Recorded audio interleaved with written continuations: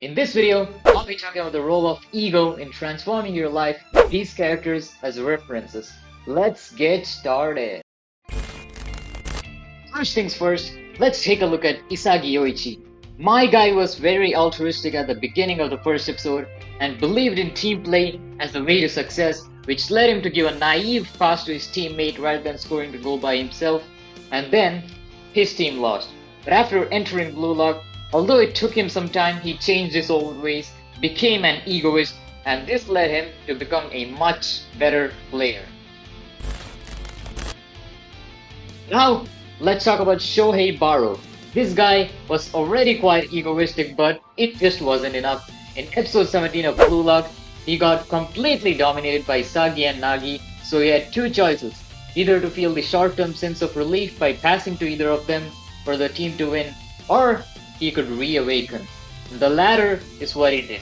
He thought of the future in which he would simply be a normal guy watching Isagi win on the TV while drinking beer. How disgusting, isn't it? So he awakened and completely devoured Isagi in order to avoid that future. From then on, he went on showing the world why he is the one and only king. And spoiler alert, in the manga, went on to become the top player of the Neo Egoist League.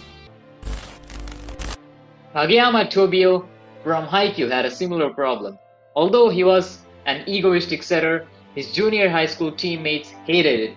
So he became the goody two-shoes kind of setter like Oikawa for a short period of time. But after looking at Miya Atsumu's prideful serves, he simply couldn't suppress his ego anymore and went back to becoming a king again, which was acknowledged by Hinata and all other members of Karasuno. The team then evolved a lot and made it to the top 8 in the nationals. In the case of Ayanokoji, it's a little different. Sure, he was perfect in everything that he did, from academics to martial arts to basically everything when he was under the White Room training, but the reason why he escaped this because of his ego. And he wanted to learn how to live a normal life, he wanted to make friends and learn how to love. He wanted his feet to be on the ground, he wanted to live in reality rather than a simulator. And although Ayanokoji is still using his White Room skills, I know and I can bet that in the future, Ayanokoji is gonna live like a true human and most probably bring a major reform to the society or something. Not to mention, all his quotes in the light novel are 100% meaningful, and he himself admits that he can't always be a flawless angel like he is. So, what's common among all these characters? The answer is simple: a suppression of their egos before they changed, and them letting it out leading to the change, which is why you should let out your ego too. But how? Let me explain with a real life example. It's myself. As a kid, I was always taught how to help others, be altruistic, be kind to everyone, etc., which has stuck with me ever since.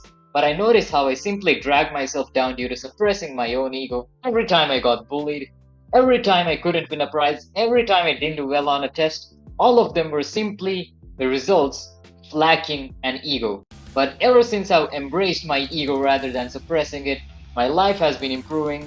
Not only that, but I'm also sure that every time that I actually did win in the past was only due to my ego, due to taking action with boldness and absolutely no hesitation. It's why I've decided to embrace my ego rather than suppressing it, change my fate, and change my life. I'm simply not gonna ever again suppress my ego because my losing streak ends here. I'm gonna let out the beast in me that I've been holding back for so long and win. But does that mean that we should always be selfish? So here's what you truly need in life: egoistic altruism. Let me explain it using Cipollo's laws of human stupidity. If your actions don't benefit yourself but benefit others, you're helpless. If your actions benefit yourself but not others, you're a bandit. If your actions neither benefit yourself nor others, you're stupid. As we can see, the modern world is dominated by people of all the three above categories. The bandits, who are basically rich capitalists who exploit natural resources and people for their personal profits. Then we have the selfless and altruistic people who sacrifice themselves to save others. We also have the stupid people, which most probably the majority. Basically those people who throw trash on the roads, watch porn, smoke, drink, etc., etc. Basically all those people who live for short-term pleasure and in the long run neither benefit themselves nor the others. So my advice is for you to be the fourth type, the intelligent ones, those who benefit themselves and others. In other words, use your ego in such a way that it makes it productive, purposeful, meaningful, and beneficial for both yourself and others.